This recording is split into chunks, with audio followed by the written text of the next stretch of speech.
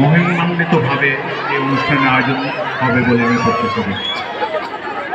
ক্ষমা করবেন এবং দোয়া করবেন যাতে আমরা আপনাদের মতো প্রাণ শক্তিতে ভরপুর হতে পারি।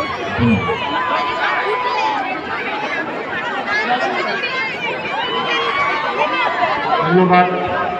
ধন্যবাদ আজাদ সাহেব। এবার আমরা সবশেষ পর্বে সভাপতির বক্তব্য, যার ওনার উৎসাহ উদ্দীপনায় আজকে এই অনুষ্ঠানগুলো করতে পারছি। আমরা আশা করি আগামীতেও আমরা ওনার নেতৃত্বে দুর্গম গতিতে বিভিন্ন অনুষ্ঠানটি আমরা করব।